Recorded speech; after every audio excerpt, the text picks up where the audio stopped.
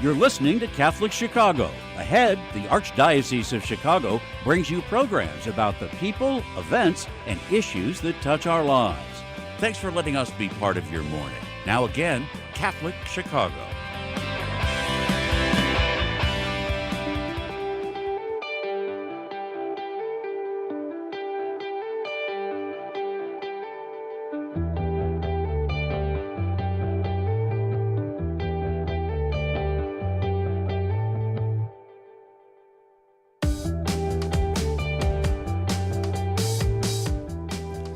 Good morning, and welcome to the Voice of Charity. I am Phil Zapata, here with my colleague, Katie Breedeman. Good morning, Katie. Good morning, Phil. And we welcome everyone listening on WNDZ 750 AM in Chicago, and those watching our live stream on YouTube and Facebook at Catholic Chicago. Hello, everybody. So over the past year, Catholic Charities has been expanding its work on the local and regional level, creating greater awareness of all that we do in Cook and Lake counties and offering more ways for our partners to become involved in our work within their own neighborhoods. That's key and that's central to all of this. And our West Regional Office is one of the 6 locations in which we are expanding this mission engagement. And that acts as a hub in western suburban Cook County, in which Catholic Charities can network with parishes, with schools, other community groups, donors, and other municipalities to help people in need as quickly and effectively as possible within that large geographic area. You're so right, Phil. And Mike Waters is the director of Catholic Charities West Regional Office, and he joins us today to update us on how this very busy office is currently responding to client needs. Welcome, Mike. Hi, Mike. Good morning. Thanks for having me. Thanks so much for being with us today. Can we start off by reminding our audience what communities are included in the West Suburban Cook region? Sure. The West region includes about 30 suburbs in West Cook County. So it's from the Chicago border on the east to the DuPage County border on the west. So that would be Western Springs, Hillside, from I-55 on the south to about Irving Park Road on the north. So that would be Schiller Park, Elmwood Park, the northern boundary. And just as a reminder, before we go any further, can you please remind everybody where your regional office is located and how they can reach out to connect if anybody listening or someone they know needs help? Sure. Our West Region office is based in Cicero, 1400 South Austin Boulevard. And the main phone number there is 708-222-1491. And anybody looking for help can also email gethelp@catholiccharities.net, and they'll be directed to the right program or office. Wonderful, Mike. And how is this summer going? What are the most common concerns that people are coming to the West Regional office looking for assistance for? It's been busy for sure. The things we hear most about are food insecurity programs, our food pantry, our weekly supper program on Tuesday nights. We get a lot of inquiries about financial assistance, people looking for help with rent and utilities, and our clothing room. We have a clothing room at our Cicero office that's open one day a week. And we also get a lot of inquiries in the Cicero office about our immigration program. So those are our busiest programs. And we've seen over the last 2 or 3 months a significant increase in traffic, particularly at our food pantry. So things have been busy. And Mike, what days of the week is the food pantry open? The pantry's open on Monday, Tuesday, and Thursday. And our clothing room is open on Wednesdays. And then we also have a supper program on Tuesday evenings, and that's at the school cafeteria, St. Francis of Rome school cafeteria across the street from our office. And anybody looking for specific on the hours, any of those programs, the easiest thing would just be to call our office, 708-222-1491, and the person answering the phone can give you the hours for those programs. So, Mike, you mentioned that you've been seeing an increase, and we're recognizing we're doing this on the heels of the pandemic, right? Where our pantries, we're seeing 2 and 3 times the number of people. Help us kind of quantify the number of people that you're serving now, and how does that compare with recent years. I'm not using the term in normal days because nothing is normal anymore, but give us some comparative, relative measurement here. Sure.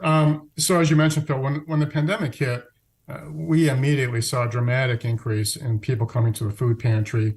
Everything shut down on that weekend in March of 2020. And that Monday morning, we had a line of people around the corner waiting to get into the food pantry. Cicero is a working class community, a lot of people in service industry type jobs, retail jobs. And so they were immediately affected by the shutdown. So we had initially about 3 times the normal volume, kind of slowly came down. So by the middle of 21, we were back to pre-pandemic levels. Starting in, I would say, the middle of 22, we started seeing an uptick again. And I think there's a couple of reasons for that. One is rising prices, food, gas, utilities.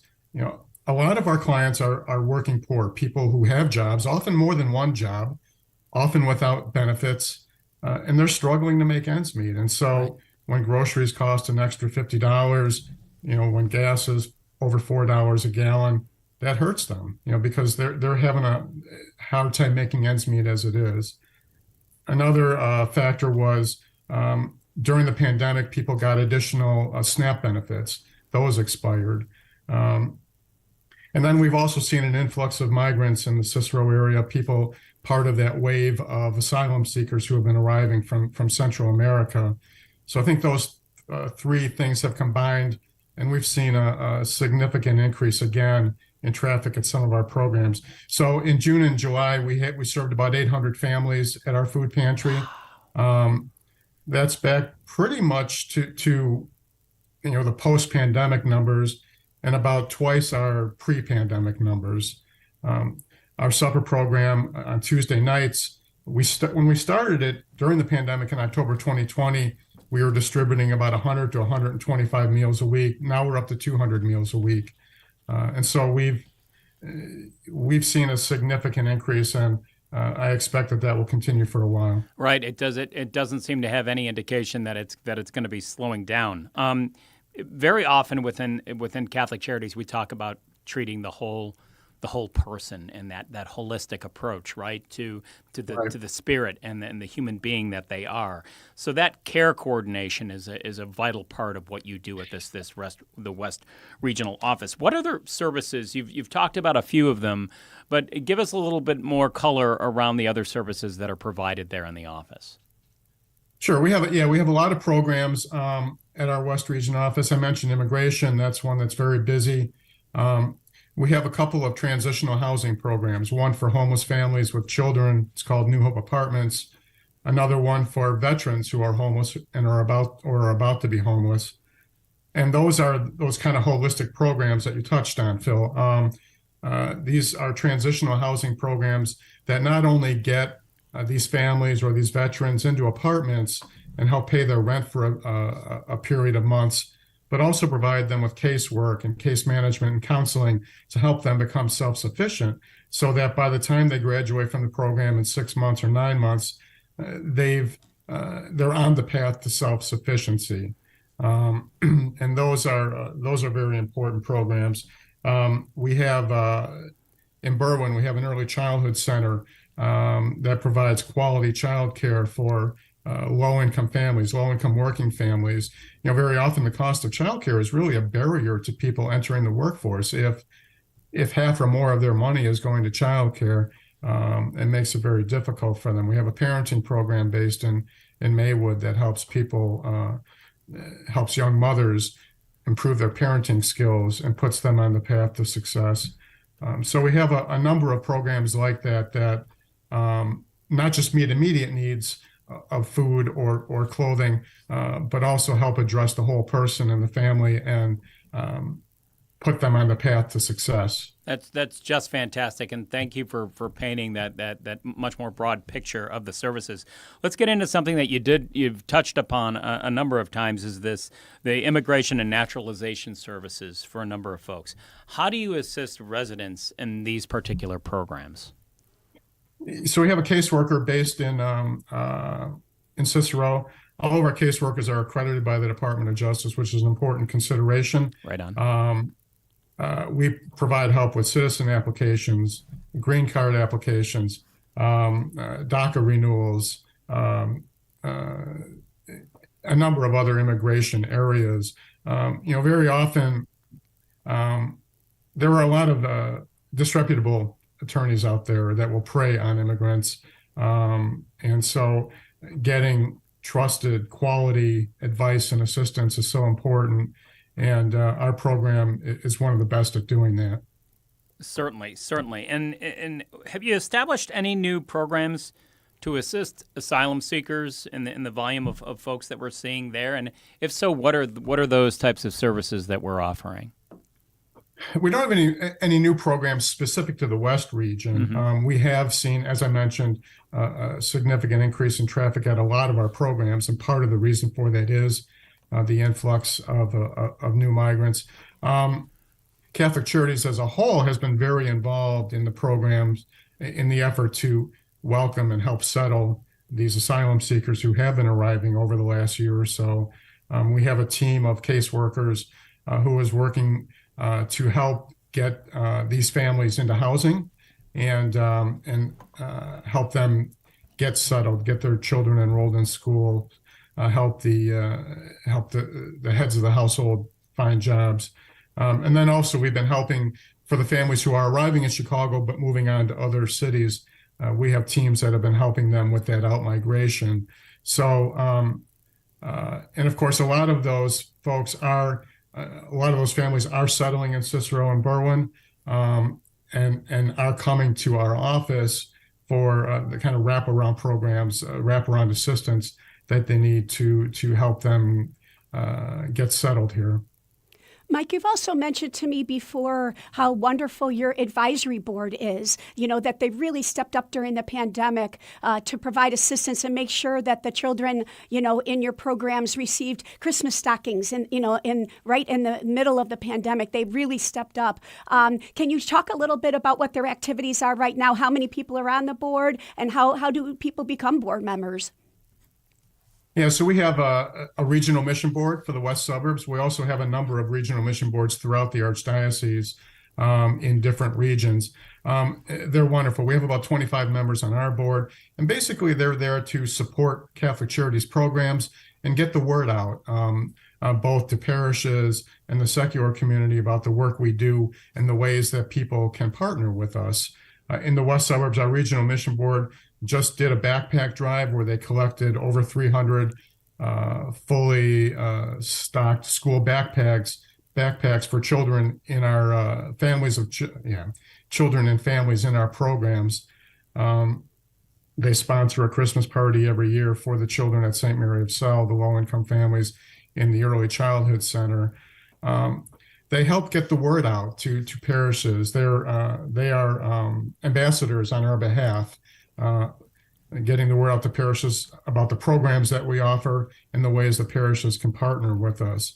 Regional Mission Board members introduce us to restaurants that will offer us discounted meals for our supper program. They help find donors for they conduct food drives for us, clothing drives. They represent us at community events, community resource fairs and that kind of thing where we can help get the word out about our programs. So they're an important part of what they do. They are believers in the mission of Catholic Charities and want to help make that possible. And they're incredibly important to what we do. As you said, it's not only that, they're taking the lead on some of these fundraising efforts, but they're advocating for Catholic Charities on the local government level and with local partners, helping people understand how great the need is and where they might fit. And so really, if anybody in our audience is in your region, Mike, and might be interested, they might be a professional who has a few hours to give every week or every month, and they might want to contribute to that regional advisory board. What would be the best way for them to reach out to you or to someone in your office to learn more? So on our website, and this would apply to anyone who's interested in being part of a regional mission board in their area, on our website, in the navigation bar, one of the links is Enable Our Work. And if you click on that, one of the options is to volunteer or be part of a regional mission board. And so if they follow that path, they will be connected with the regional director in their region, who can share more information about the regional mission boards. But we always are looking for members of those boards, and it's a wonderful way to be involved and to support the work that we do. You know, there's been so much growth in that area in the last year as we're expanding our efforts on the local, regional level. And so thank you for articulating what that means, because it is an exciting new chapter for Catholic Charities in that regard. Mike, if you'll please bear with us, we'll take a break here on the Voice of Charity. And when we return, we're going to continue our conversation with Michael Waters, who's the Regional Director of Catholic Charities West Suburban Cook Region. Please stay tuned.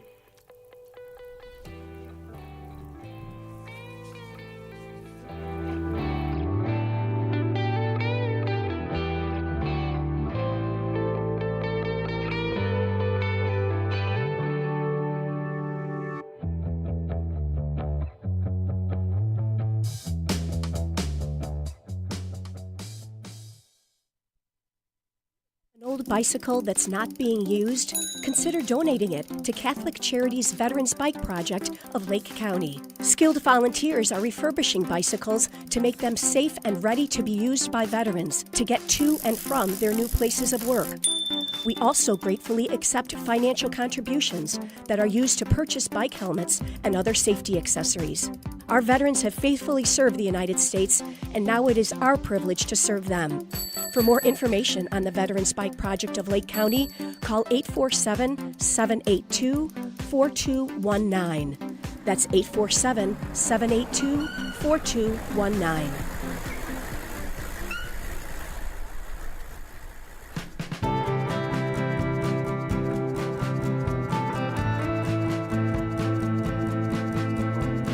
Year 44 for me teaching. When I started here, there were teachers here that had taught me when I was a student. Now I'm the old person. Right now, I teach junior high math. I love when kids find what I'm teaching to be fun and they get it. I see that light bulb go off and it's a thrill. People are always amazed. What? You're here for 44 years? It's hard for me to believe, frankly. I love what I do. Every summer I think, oh, I miss the classroom. Even on the weekends, I think I can't wait to get back on Monday and teach those quadratic equations. Shape the next generation of leaders. Teach. Apply today at archchicago.org/schooljobs. Community is core to Catholic Charities' founding mission. For more than 100 years, we have met people and families where they are, serving anyone in need, regardless of their faith, gender, race, or ethnicity. As our world absorbs the economic, political, and social aftershocks of the pandemic, 50% or more of the 6 million people living in Cook and Lake counties have little or no savings. They are a paycheck away from zero.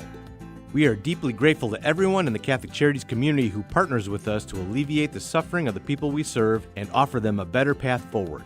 We are witnessing a message of mercy and hope to a world very much in need. Learn more at CatholicCharities.net.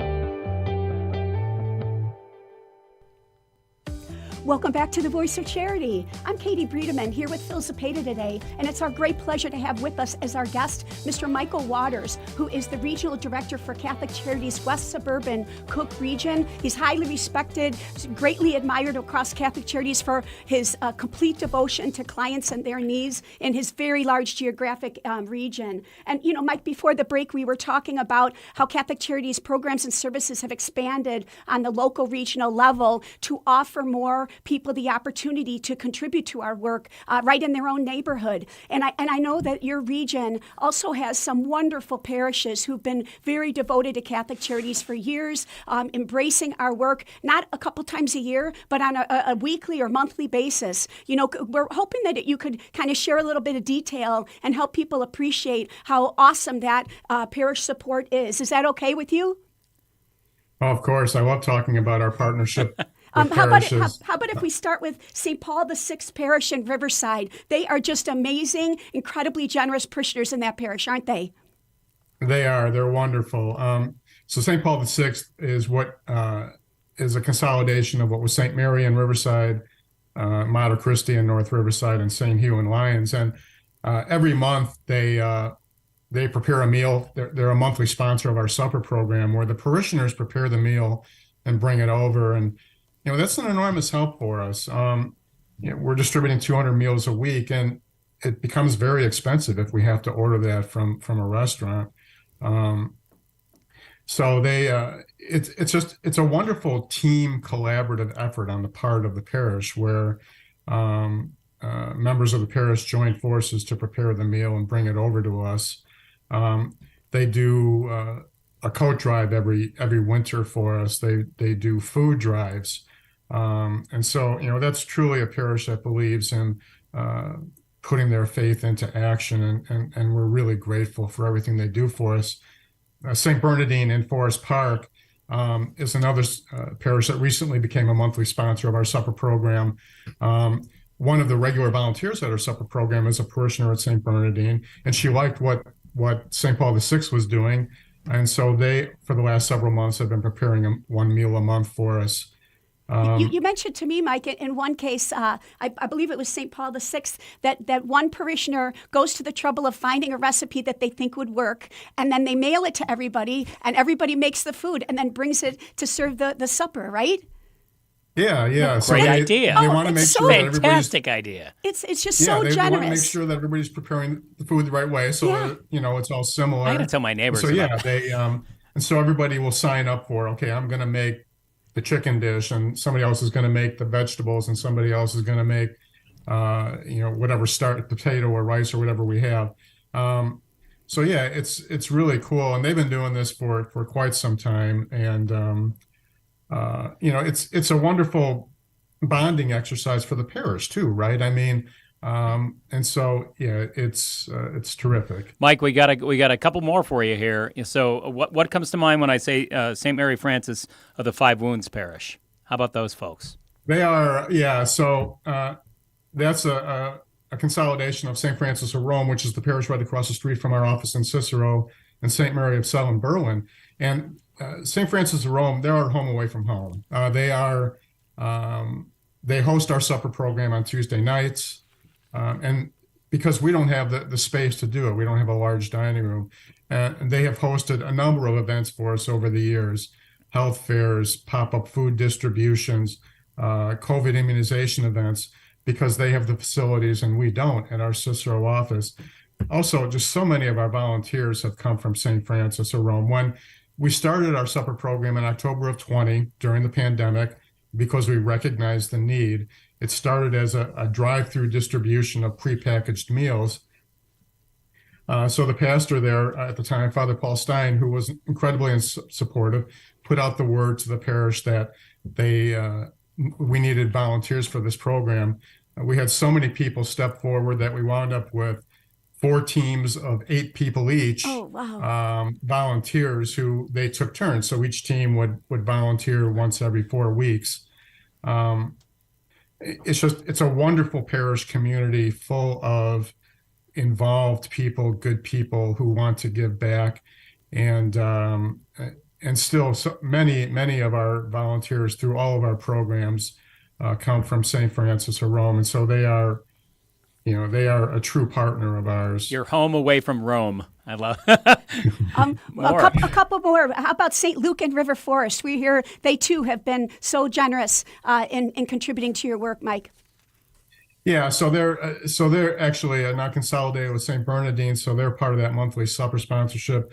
They've done food drives. They did during the pandemic. You may recall in the early stages of the pandemic, grocery shelves were bare, right, because the supply chain was disrupted, and so we were having a hard time. At the same time that we saw a significant increase in traffic in our food pantry, we were having a hard time stocking the shelves because, like everywhere else, we were having a hard time getting our hands on stuff.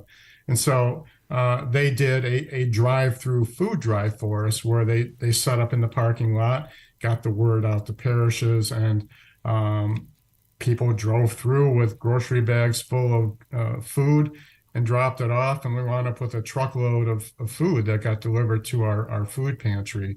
And so, these kinds of innovative efforts that are responding to whatever our needs are at that moment are incredibly helpful for us.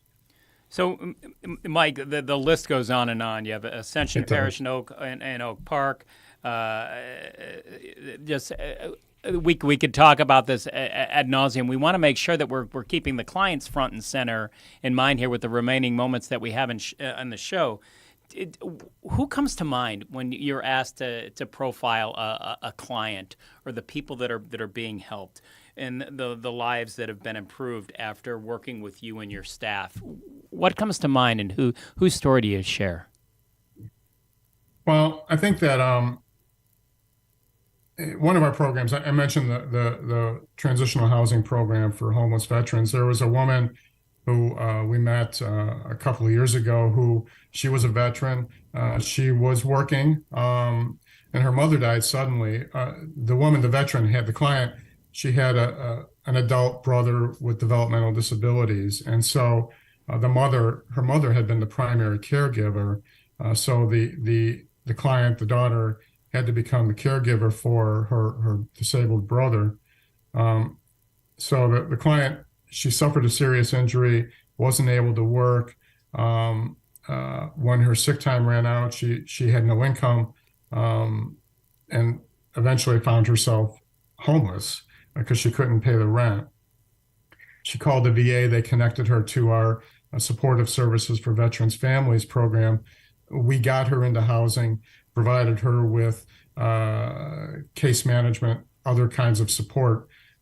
So in that program, we will subsidize the rent for a period of 6 or 9 months, provide other support. That gave her time to heal, to get back on her feet, and become self-sufficient again.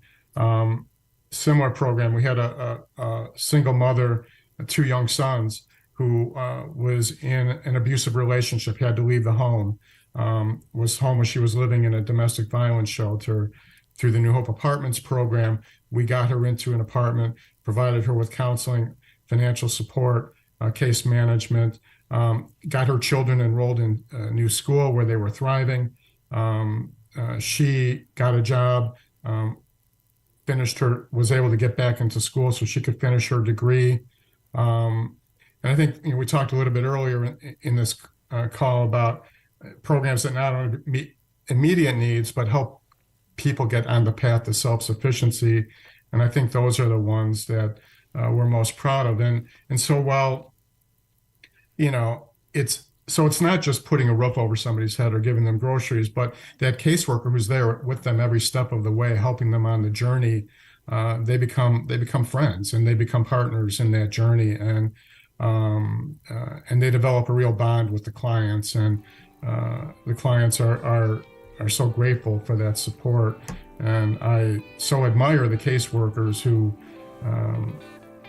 just put their heart and soul into those jobs. Mike, wonderful stories. You've been so instrumental in helping guide the expansion of Catholic Charities in the work on the regional, local level over the past year, and we're grateful. You're one of my favorite colleagues. If anyone in our audience would like to get help from the West Regional Office or learn more about supporting the work you and your team do, that best contact number is 708-222-1491. Mike, thanks again. You and your team do tremendously hard work in helping us fulfill the mission of Catholic Charities, and we're grateful for your coming on the show today. So thank you. Well, it's my pleasure. Thanks for having me. You really are a skilled leader and a wonderful ambassador for Catholic Charities, Mike. Thanks for being with us, and please let us know how we continue to support all you're doing in the West Region. Thank you, guys. I appreciate it. Thank you. And we invite you back again next week for another edition of The Voice of Charity. For now, this is Katie Breedeman with Phil Cepeda, and we thank you for tuning in and believing in the mission of Catholic Charities.